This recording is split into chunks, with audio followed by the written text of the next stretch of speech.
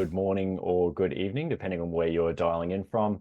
My name's Marcus Vaughan. I'm one of the co-founders of Illumina. It's my absolute pleasure to be here with you today as we go through Human in the Loop, which is all about setting, or as we'll explore, maybe resetting our priorities for 2025. And join with me, I have these two amazing gentlemen, James Hardy, who's the founder of Arocco Advisors, and John Ellis, who's our Global Head of Security and Trust and Influence at QBE. Gentlemen, I'll say good morning and good evening.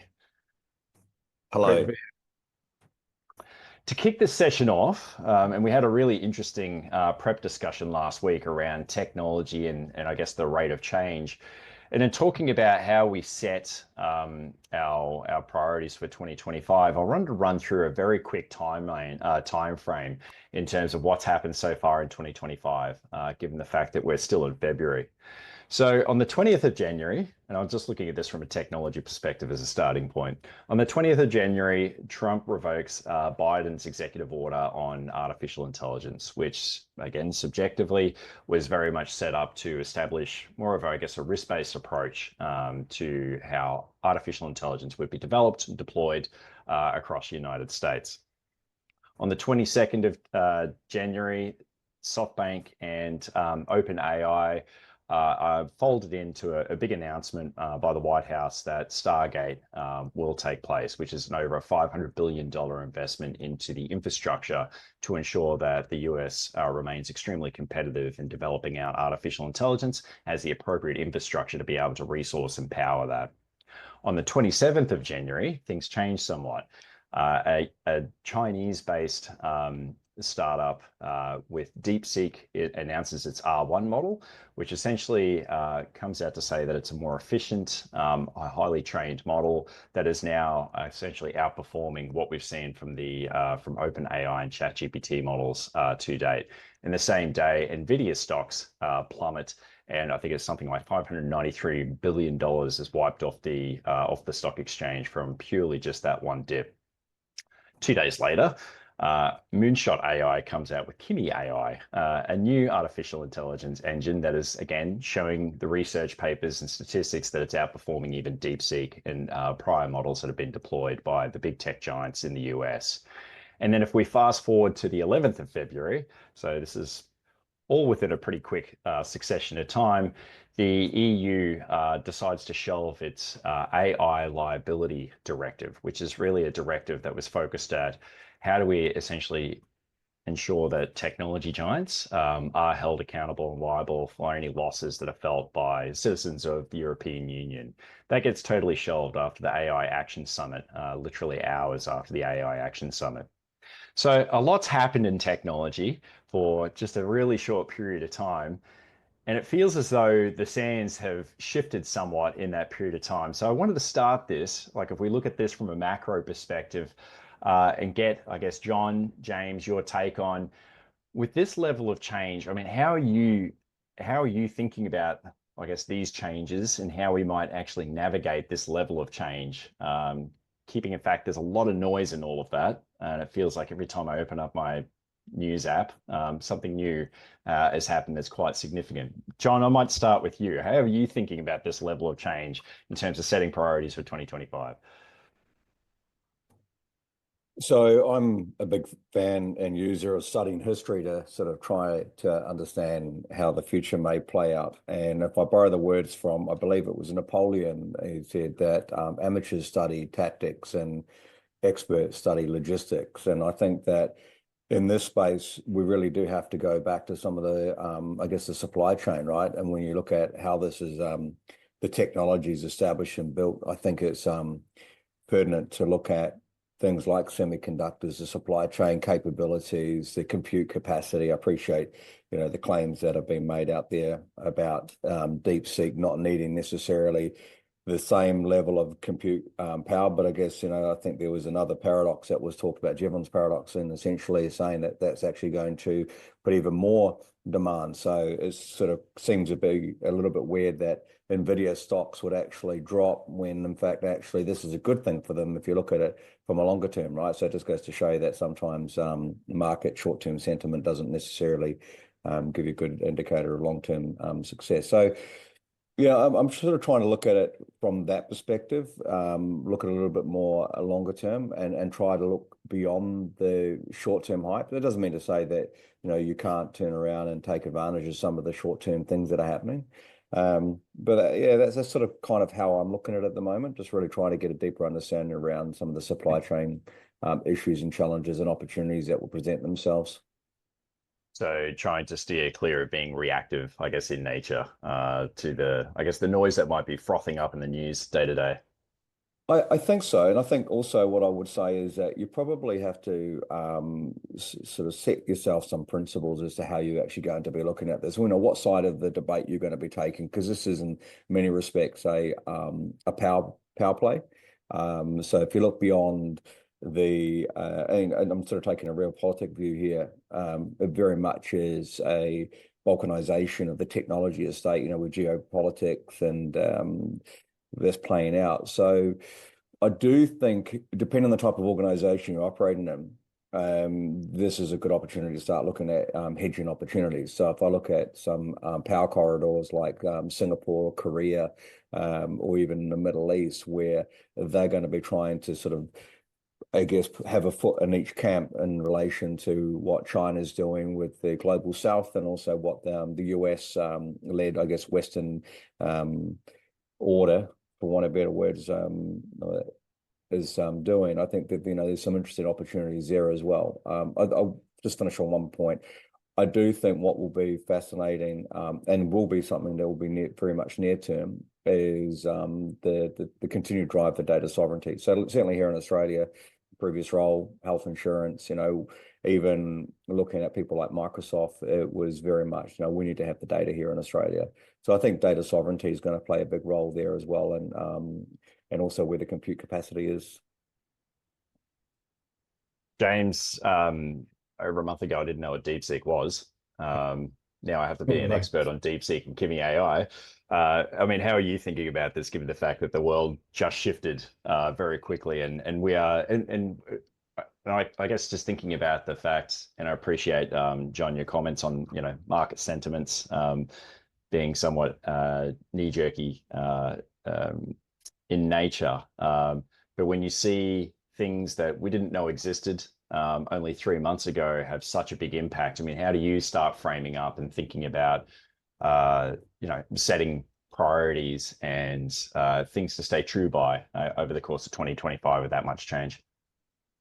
Yeah, look, I'm kind of schizophrenic about the topic of AI, and the schizophrenia lies in the fascination and excitement, and I'm actually starting to deploy it in some of the things I do, and then the other side of that is a bit afraid, and the sort of my worry comes from my focus on operational resiliency and the potential negative consequences it can have to institutions and clients that I work with. And if you look at that side of it, which unfortunately I do a lot, the advent of these models and the availability of them to so many more people at a much lower rate of cost, can arm people to become more sophisticated for adversarial reasons.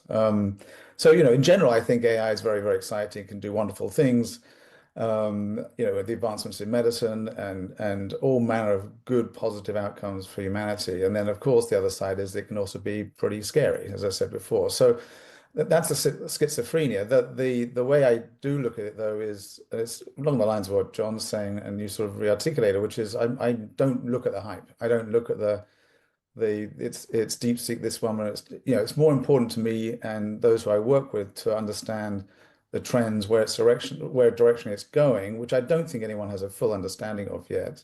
I actually believe this is probably a greater revolution than the advent of the PC, the internet, and social media, for example. So, I don't think any of us could have predicted what would come of that, let alone what could come of this sort of revolution or evolution.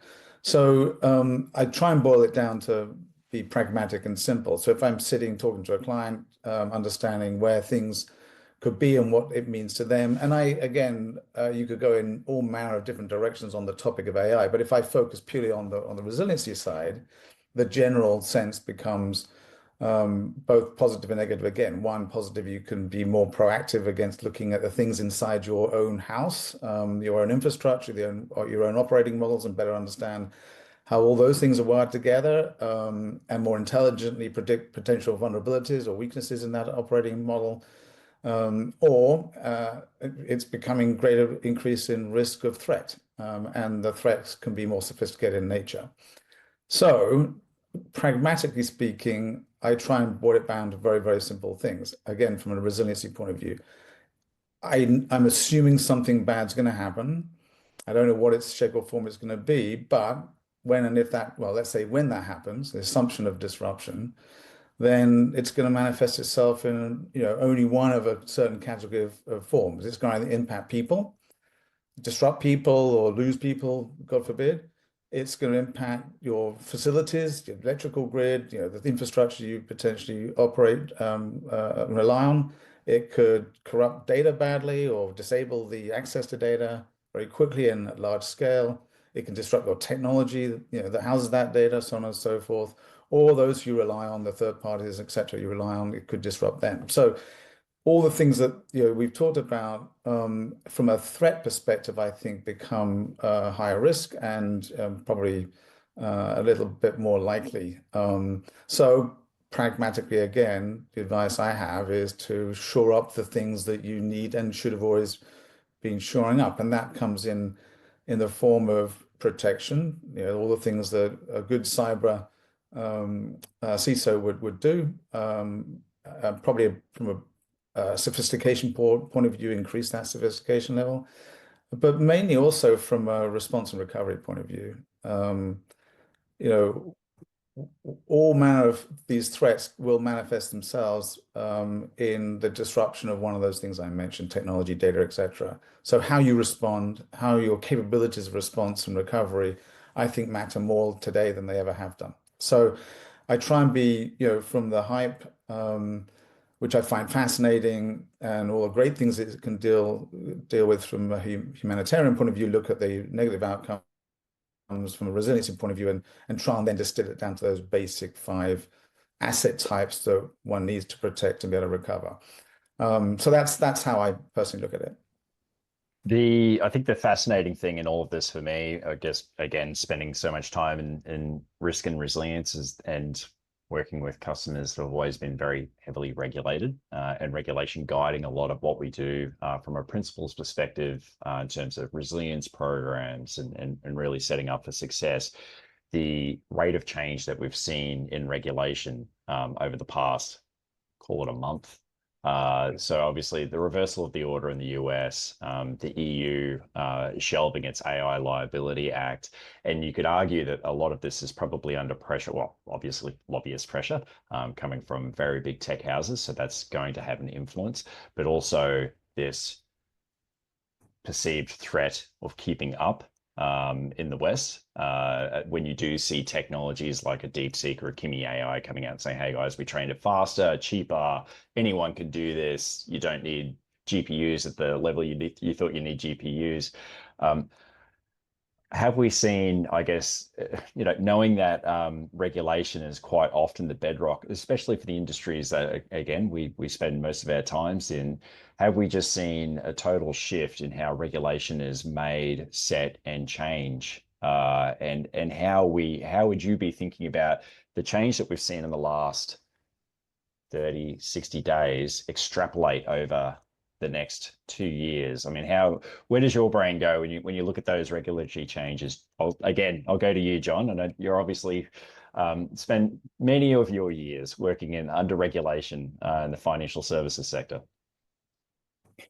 Yeah, look, I mean, what I'm about to say is maybe a bit contentious to some of the audience. But from my lens, regulation is very much a geoeconomic tool as opposed to a policy debate. I think a lot of us want to see it as a policy debate. And I think there's an element of idealism. And if I'm being a little bit sort of cynical and flippant, right? We talk about AI regulation as potentially, well, one lens is the avoidance of establishment of a Skynet, if I'm being a little bit cynical. But when I look a little bit deeper, and I think you just sort of touched on a key topic, right? You don't want to be left behind. I think Europe, I mean, I listened to what JD Vance had to say at the AI Safety Summit, and it wasn't lost on me when the camera panned to Justin Trudeau in the room, and it was just talking about the erosion of liberties. You know, we have to go faster. Yes, we have to be safe, but we want to take advantage of this technology. And I appreciate that can be very politically divisive, those statements, but I do think it does boil down to people don't want to be left behind, right? There is a major socioeconomic change. I was listening to an interview the other day with Ray Dalio and Tucker Carlson. You know, I like to listen to different sides of the divide.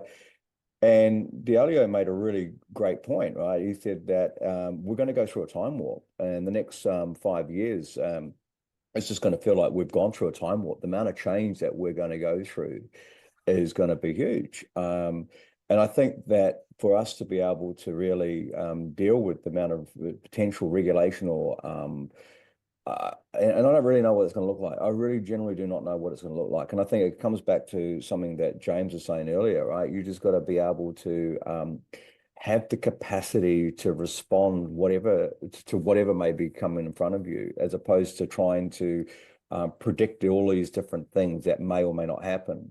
And I know when we did our warm-up, I talked about the story that I heard from Sir Ian Lobban, the former director of GCHQ, and he was telling me about in crisis management that at GCHQ, he had a shelf, also a cabinet full of all of these scenarios that they sort of gamed out. And in his time there, not one single one of those scenarios ever played out, but they had plenty of other things, but they built the capability and capacity to deal with the things that were playing out. So that's just sort of that's how I'm kind of looking at regulation. I think it can take a lot of interesting turns. I think there'll be a lot of, as I say, it's a geoeconomic tool. I think that there will be governments that will be looking at using regulation to try and ensure that they protect their base. And the reality is that there really are only two major players out there, right? When you look at the capability and what China's doing, and they've got a very different model than what the West has got, and then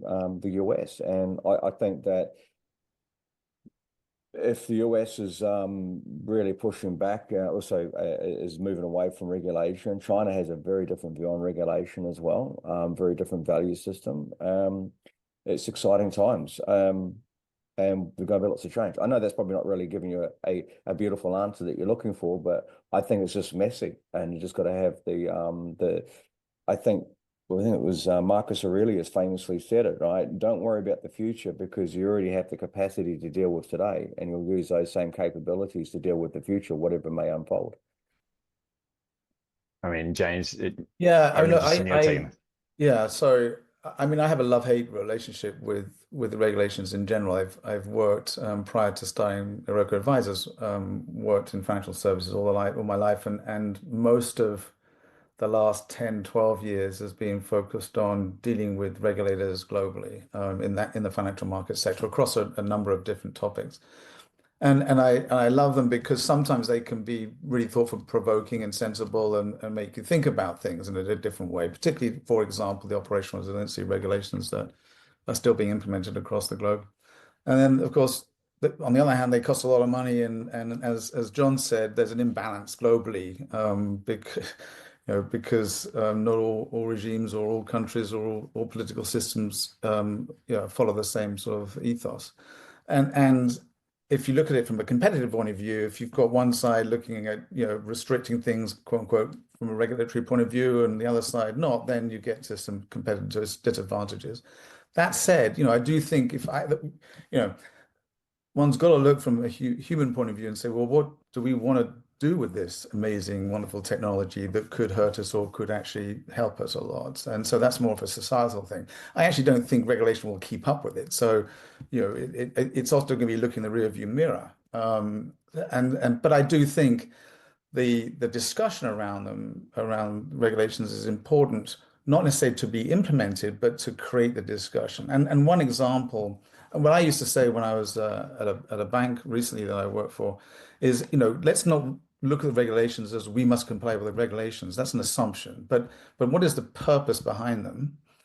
And think about how that purpose should be adopted for the particular organization that I was in. And so it's a slight change in we've got to do it because the regulations say so, we've got to check the box. Two, actually, there's some common sense meaning behind this.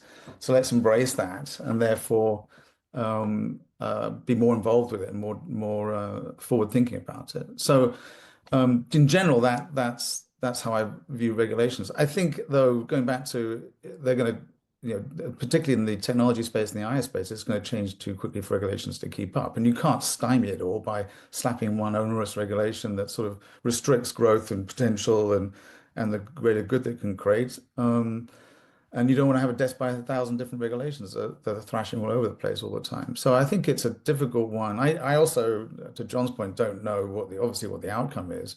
But I almost don't mind not knowing, because I think the important thing is that you start thinking about how AI, particularly in this conversation, can impact you personally, or can impact society, or can impact the institutions that you represent. And if you look at it through that lens, regulation, whatever, let's try and do the thing that we believe in, that it's right for the stakeholders at the institution, and the personal ethics dictates. So we're really self-regulating ahead of regulation. I mean, almost, yeah. Although, unfortunately, as I said at the beginning, there's bad actors in the world that don't, regulate in perhaps the majority want to see. So I think, generally where those inevitable bad things happen, there should be some response from the institution of government or wherever those governments may be. And knowing you can't control everything, you've got to make sure you're not just looking at the things that are there to stop bad things happening, but the things that can enable better things to happen, and the potential there, in that sense, to be as fruitful as we hope it is. Okay, so regulation does take time to catch up. Absolutely, as do corporate policies. So I'm interested in, I guess, extrapolating that question a little bit further in terms of looking at new technology and keeping a corporation or a company at pace. How do you think, as an organization, how does a regulator think? That's one thing. How does an organization, how should we be thinking about this in terms of new technologies hitting the ground? We obviously have a risk appetite statement that sits out here. What does that look like? What are the things we should be thinking about as organizations or teams reporting up in organizations to ensure that a company is looking at both the opportunity and the threat of new technology as it comes out, and ensuring that we are staying, to that point, competitive in a global market where there are obviously other companies out there with a much higher risk appetite, because they might have less on the line as well, and they might not have a couple of 100 years of brand trust that's sitting around that. John, I mean, how to, again, extrapolating that out of just regulation land into the company risk policy and risk appetite land, I mean, how do you think about it in that lens? Well, if I bring it back to actually DeepSeek, and just use this as a case study, as a bit of a debate within the security community here in Australia. And the point I landed on, which I think you can sort of use to answer your question, is if something means something to you, because a lot of people talking about, your data's going to China, and I think there's a lot of conflation of what they're actually really talking about, models versus infrastructure and things like that. But my point was that if something matters to you, if this is of importance to the organization, then you need to do as much as you possibly can to have some level of control or confidence around the governance of that capability. So in this case, it would be sovereign capability or within your jurisdictional control. And so you'd be wanting to have your data, your compute, the models and so forth within your sovereign borders. So you've got some degree of confidence. And I think we are moving into the world of deglobalization, as much as some of the tech companies may hate that.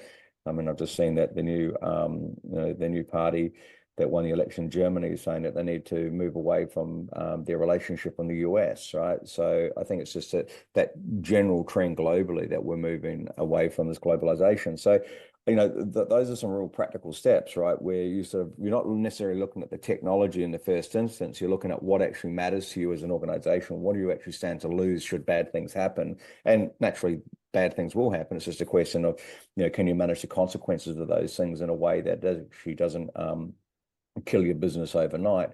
And it is really that dichotomy of control, right? You want to be able to control as much of the pieces on the chessboard as you possibly can to assert your influence. And I think that's probably one practical step to be looking at from an organizational standpoint, saying, okay, how do we govern this? We're not quite sure how all this regulation is going to look, but we do know that there's a few knowables here, right? Things like protecting your data, protecting who has access to it, ensuring the integrity of the models that are used, the compute capacity. I think some of those things are sort of I guess immutable nobles, right? That you know that you will have to really try and have a strong play there, and I think that will put you in a strong position to deal with whatever regulation may come your way. If you are, however, saying, "Oh, I don't really mind too much about putting sensitive information into a foreign AI model, and I don't know what happens to the data once it sits there," and if you believe that what people are saying, that DeepSeek has got a data corridor into a data connection into ByteDance, and your data's being shared. It's so easy to make these statements up, right? It's a bit of is it real? I don't know, but it's hard to be able to answer those questions confidently when you are actually putting your data in an environment where you don't really, it's very opaque. And it cuts the other way as well. I mean, I would say, just finishing off, when people talk about open AI, I'm like going, okay, how are you using that technology? Where is the compute sitting? What type of model are you using? Things like that. How can you ensure the integrity of the model, etc.? The same fundamental questions exist regardless of, is it left or is it right? Is it green? Is it blue? Is it, all that sort of stuff. Yeah. And I mean, James, one of the conversations we got to, and I'm fascinated in your take on this, given how fast this is moving and corporations trying to catch up and setting a resilience program, how resilient do you need to be to this level of change? I'm fascinated in the conversations that you've had, I guess, around the level of resilience you actually need on that. Yeah. Yeah, and I mean, I just go back to quickly on John's response there. I mean, I fundamentally agree with you, John. And I think one of the things that no one should not be doing is experimentation, right? We should be looking exactly how these things can do good for the institution, oneself, etc. Deployment into a sort of production-ready world needs the governance, and I can't argue that enough. Because you don't want unintended consequences to wipe out your reputation, because you were too quick to jump on the hype. To your point, though, yeah, I've loved to ask the question, which I've done many times in boardrooms. When we talk about operational resilience, again, trying to move it from, it's a check the box exercise of answering regulations to the real intent of it, is how resilient do we want to be? And I think, whether or not we're talking about AI, whether or not we're talking about geopolitical issues, whether or not we're talking about climate changes and so on and so forth, all those things are still encompassed under the question, how resilient does one want to be? And I always joke that it's somewhere between, and I live in the northeast of the US, somewhere between, northeast snowstorm that we get quite frequently during the winter. So somewhere between there and, an asteroid hitting the planet, destroying us overnight type of thing. So somewhere between those bookends is how resilient we want to be. But where across that is obviously the most difficult thing. And I think that's the question that one needs to ask oneself first. Regulation there or not, AI being adopted rapidly or not, it's how resilient we want to be. And that then can drive the discussion about what one needs to do to improve the capabilities so we can respond to those disruptions. I think too often I've seen, reading the regulations, going back to that topic again, which I think are actually quite good, and then putting it down on paper, not really understanding that simple question. Is it beyond risk appetite? Is it encompassing in risk appetite? How does that actually manifest itself? And so I think there's a terminology change that needs to happen at board levels. And by the way, the other thing is, one's got to be careful to talk about, the threat of AI, and then the threat of climate, and then the threat of geopolitical, and not actually understand how all those threats could be represented together. Because it's very complicated if you get down to these things, to try and understand that as a board member. And what does it mean to the organization? And Yeah. so synthesizing those types of things into one page, one score, whatever you want to call it, I think is as a needed change in how people represent the risk of what we're seeing, both AI or other factors. Well, you touch on a really good point. I'm going to pull that thread for a minute because all of what I had up on a slide before, it's very macro in nature, very, high level geopolitical regulatory changes, all while LA is on fire. There are aeroplanes, tragic, absolutely tragic aeroplane incidents happening all around the world. We've got earthquakes, there's superstorms hitting Ireland, hitting Asia Pac region. The operational impacts that we're dealing with day in, day out don't go away. So I guess the question mark then in my mind is how do you take something or a change in how we need to look at resiliency, staying competitive, protecting against threats from a very strategic boardroom conversation, getting that right, but then also driving that down into, let's say you're operating in 50 to 60 markets around the world. How do you drive that strategic lens of, yes, this is how resilient we want to be. Now let's go and execute that at an operational standpoint. I'm fascinated in your take on this, given the level of change that we're seeing and to that, the amount of hype in the market, what's real, what's not. Any additional thoughts Yeah. So in taking that let me take that conversation and down? then hand over to you, John. But I referenced intentionally referenced the how resilient does one want to be question, because I do think that's an imperative question. Of course, it's very difficult to answer, but you can start to answer it by I don't think assembling a million different scenarios and testing every single one of them, because I think that diffuses the focus on the capability that one needs to build. So the sort of visual I have in my head when I talk about this is a box, effectively, if I could draw a box that may start all, let's say it's all red, which means we aren't resilient. And the axis of that box could be the breadth and the severity and the duration of a disruption, let's say, is on the x-axis, and the impact that it has on the different types of assets that operationally we operate on. So people, technologies, data, and so on and so forth.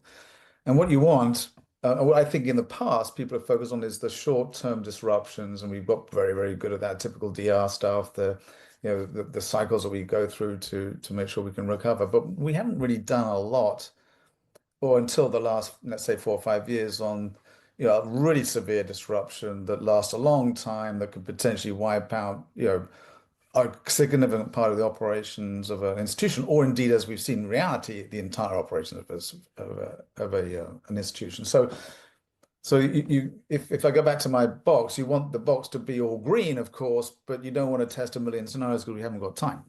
So I like to look at it from a capability point of view.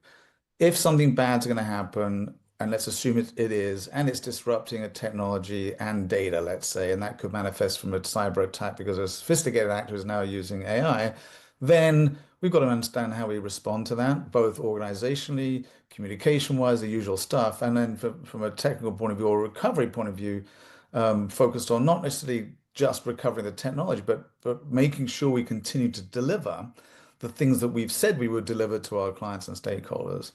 And I think if you turn it from a capability to recover or capability to recover and respond to any form of disruption that impacts those five asset types, as I like to call them, across a long range of disruption durations or severities, you can start to take it from the how resilient do we want to be question at the board to then operationally we can start putting into it's about this technology, it's about this data set, it's about this team, and so on and so forth.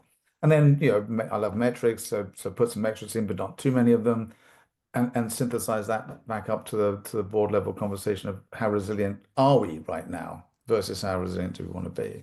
So that's a sort of cycle, which isn't anything new, but I think it's sufficiently pragmatic, shall I say, to be able to be implemented in any type of organization. The one thing that you can't do is avoid though practicing it. And this is where obviously, why I like working with Illumina so much. It's the thesis of almost practice makes perfect. We test, we test, we test, but we don't do it in a large necessary scale.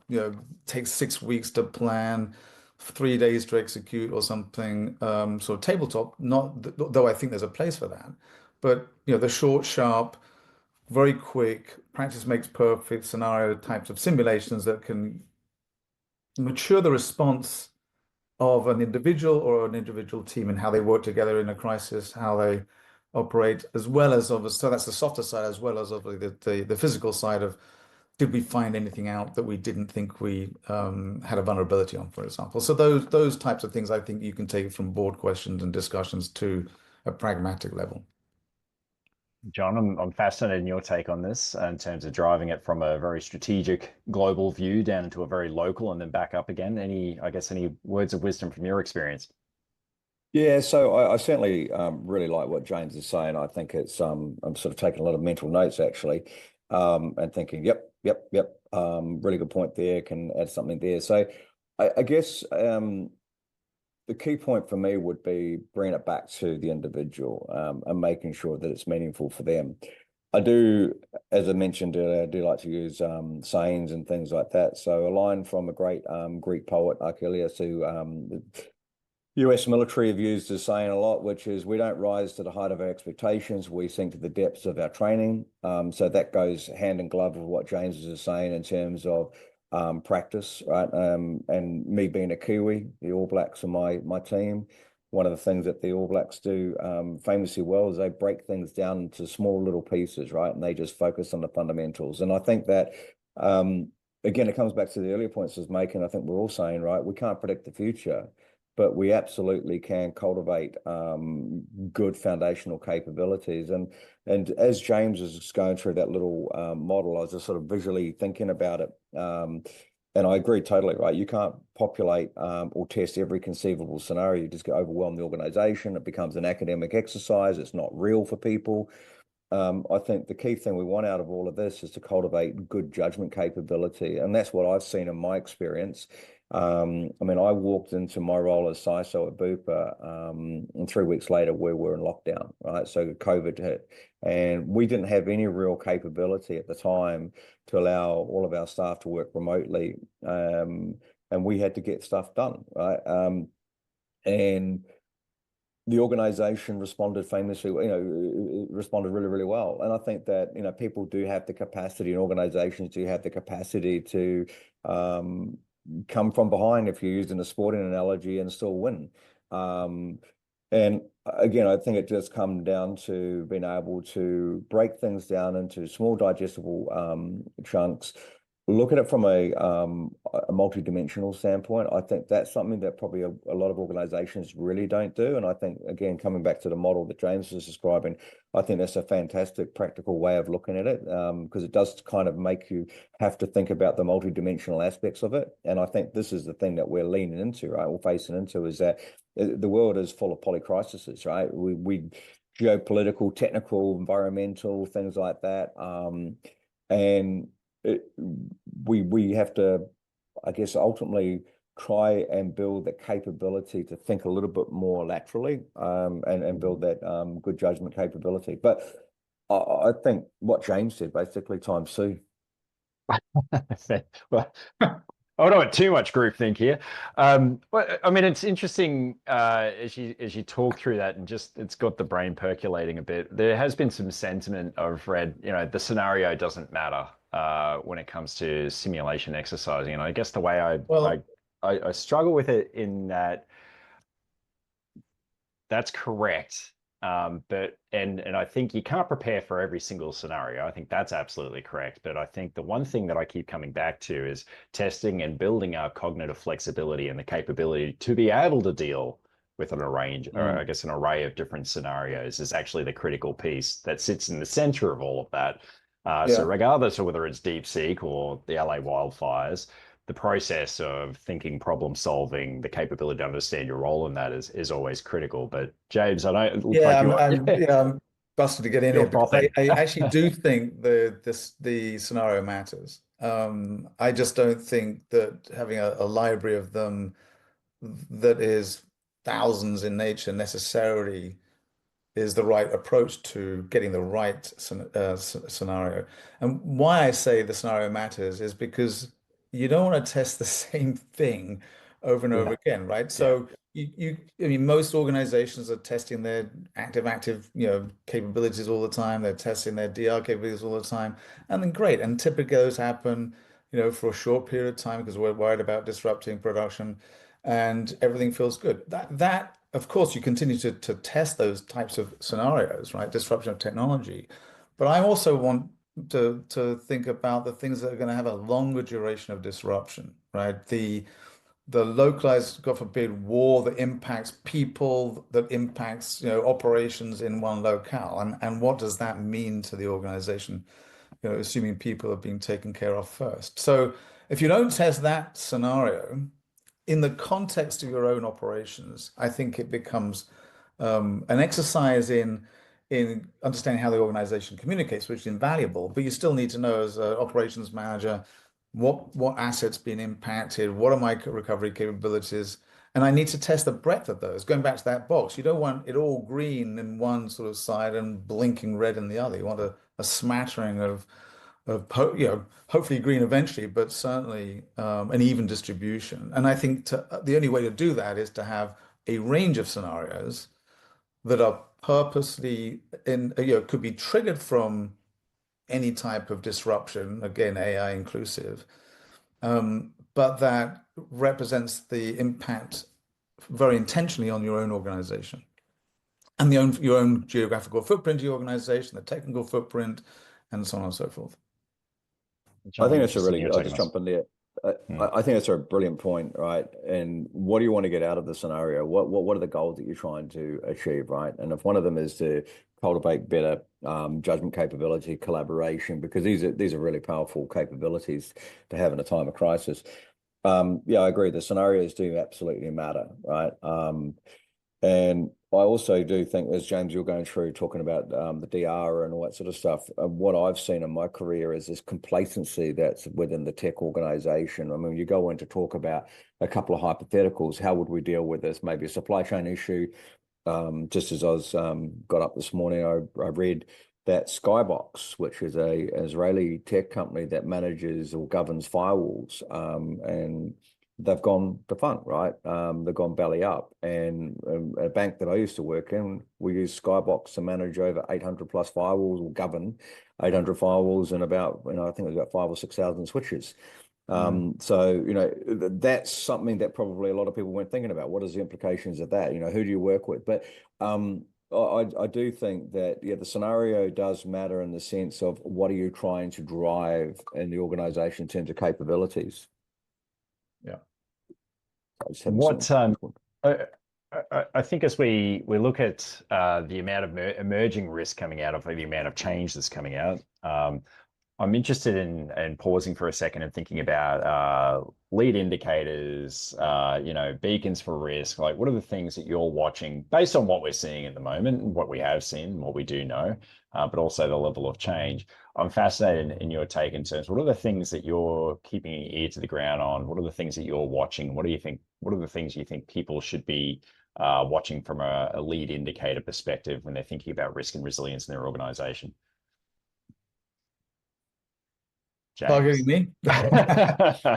I mean, there's things that I worry about more than others. And again, it's not related to the general advent and acceleration and evolution and revolution of AI. It's more what the bad things that could manifest from bad actors who use it, and particularly in this sort of highly tense world, global world that we live in, and the scary thing for me is institutions being blind to the fact, or I'll rephrase it, institutions who maybe are fantastic at protecting the perimeter, their assets from a cyber attack, and therefore maybe falsely assuming that they can, they won't get disrupted.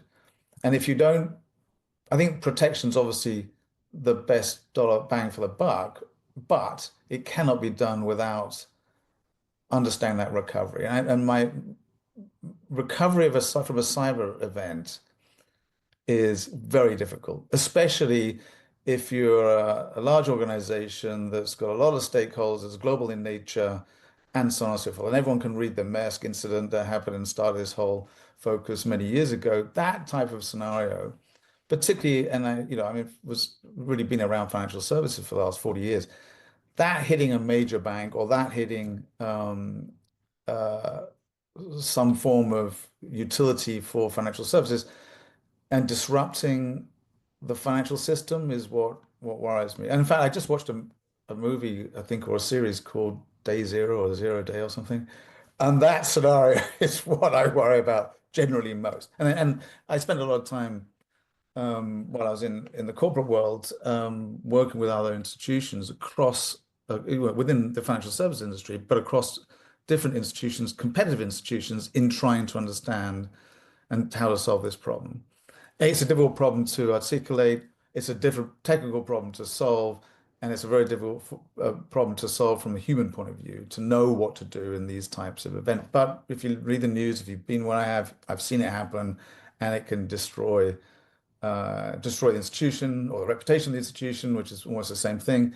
And if it's on a larger scale for a major important institution that's systemically important in the financial markets, irrespective of the market you're in, it can be quite devastating economically and impact people at the end of the day. So that's what worries me. Therefore, I keep my eye to the ground about things that have gone on that could be that may not have hit the big banks, but have hit small institutions in the news, and try and understand how people are responding to that and learning from that. So back to scenario exercising.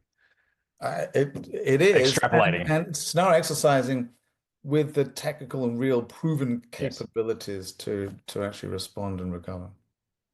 John, anything you want to add that in terms of things that you're watching to keep, I guess, an eye on the future?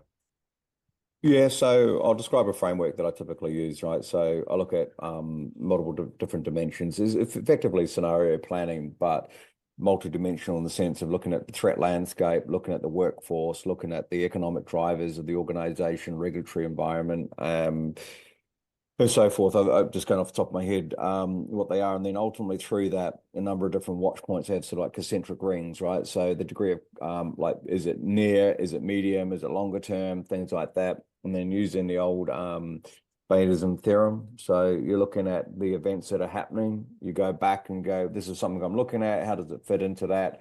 And do I have to update? And I'm getting a little bit mathematical here, but the prior, right? So one example, like here in Australia last week, Marcus, you'll know about the Chinese naval exercises that happen. And what does that mean, right? And so running that through the framework, updating a few of the priors, going, okay, previously I didn't think that the Chinese would do something as assertive as this within the next sort of 12, 24 months. And then you start to understand, okay, what does that actually mean?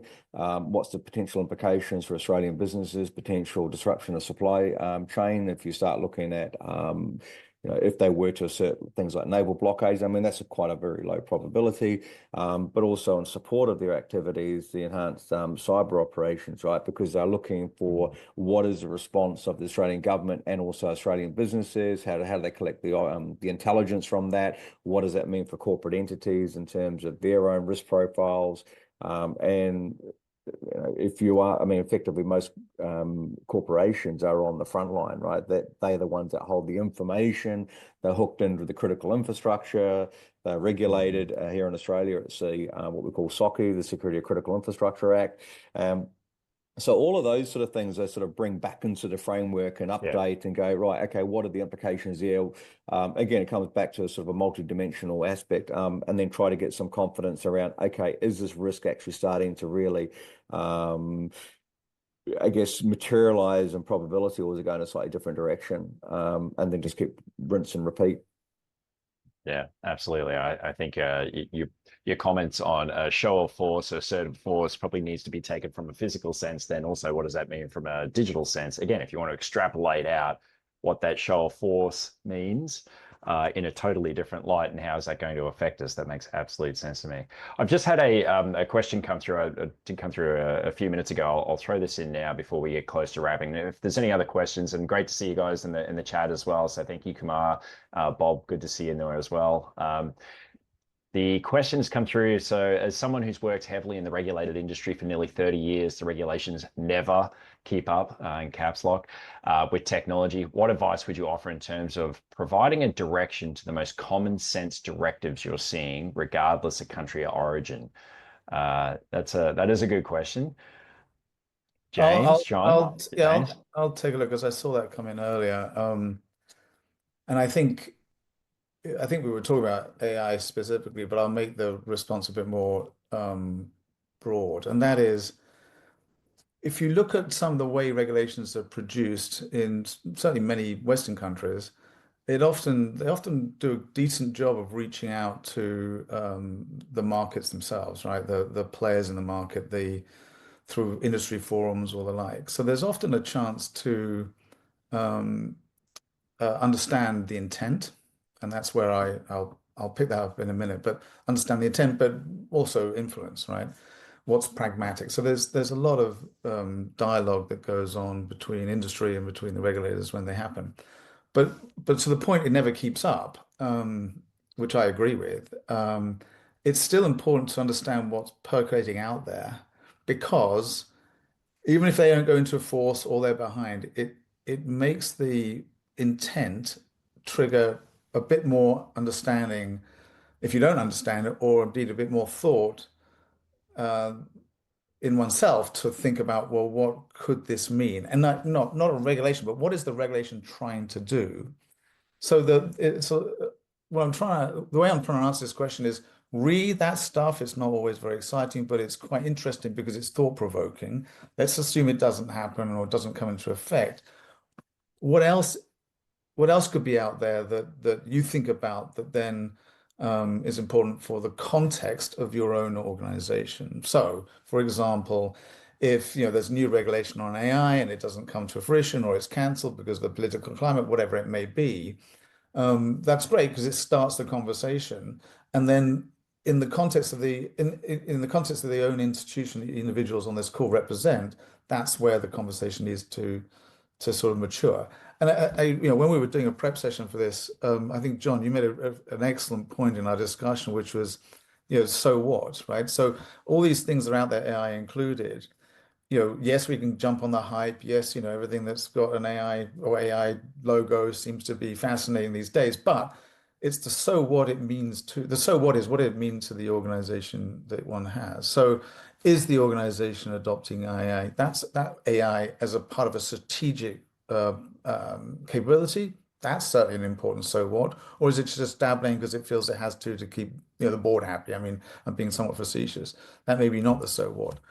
Is it important in the context of our geographical footprint, or is it not important? So I think any of these things has got to be looked at, whether it's in draft form, it doesn't exist, or is actually in reality, purely in the context of the organization's own context. I've repeated myself. In the context of the organization and the operating model of the organization, including where the clients are, where the stakeholders generally are, or who they are, obviously the footprint, technically and otherwise. So it's a long-winded answer, probably not as an accurate answer as was wanted, but absent of those things, go with, be brave in understanding and articulating the worries that you have in the organization that you represent.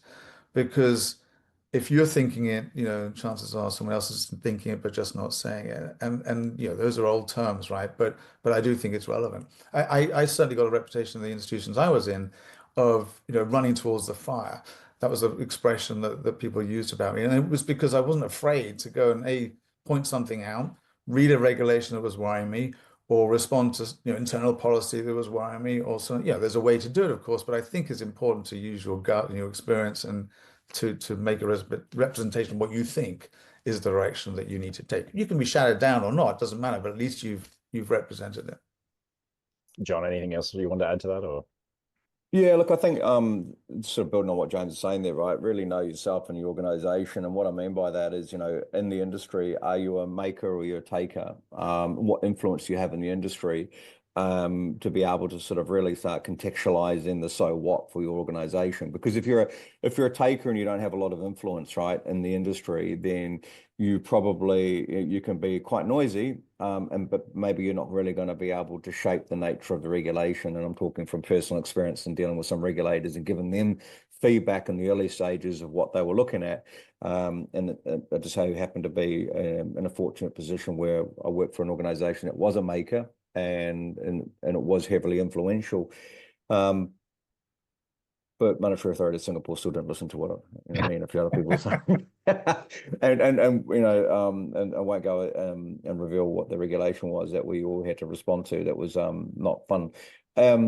But I think also understanding, again, I'm just sort of kind of really repeating back what James has said, just using my own words, but understanding your business as well and really trying to be in the room with the royal business, whatever that may be. And we say technology is part of the business, but where is the organization wanting to go? And how do these potential regulations actually shape some of that? And at the risk of talking about another model and another book to read, but Geopolitical Alpha by Marco Papic, he talks about the preferential constraint model, right? So you've got all your preferences over here, all the things you want to do, and then you've got reality. You've got the constraints that you have to operate in. And if you don't understand the constraints you have to operate in, you can have all these preferences and all these things that you want to be doing, but this is still going to turn around and really shape the outcome of what you're doing. And so I think that's really important, understanding the preferences of the organization, the appetite of what the organization wishes to be doing, and then what these constraints, regulation, technology, geopolitical, whatever it may be, is ultimately going to shape that. And I think that, again, that comes back a little bit to scenario planning as well, sort of running through some of those situations and things like that. And I think just, having that iterative approach. But yeah, again, a little bit probably waffly in the response, but it's a thought process, right? Well, as we do have to draw to a close, I did want to throw one last one at you before I do close it down. So you've got one bullet point, not three on this one. So what's your takeaway in terms of, well, for everyone online, in terms of how you're thinking about setting or resetting priorities for 2025? So if we're trying to navigate the noise of hype and get down to what's real, what is your one big takeaway that you would be recommending for everyone online today? James. Yeah, I'll go. I would make whatever you're thinking is important, contextually relevant to the organization that you represent. And if it's on AI, then what's the intent and impact of the organization? So it's a bit of a soft answer, Marcus, but on the cuff, that's the takeaway I'd have. Make things contextually relevant and real to people. And John. Yeah, I think it's really just being clear in what your organizational, where you're going as an organization, right? I think being really clear about your business, risk appetite, what you stand to lose, and then iterating out from that. I mean, change is inevitable. We all know that. So it's a constant. But I think that we need to be really clear about knowledge of ourselves as an organization. And I think most people on the call will probably attest that it's incredibly difficult to know everything there is you need to know about your organization. But I think that reveals a lot about your capacity to be able to deal with change. Excellent. Well, gentlemen, I am going to draw to a close there. I do want to thank you both very much for your time today. That's been a fascinating conversation, one that's certainly got my brain percolating.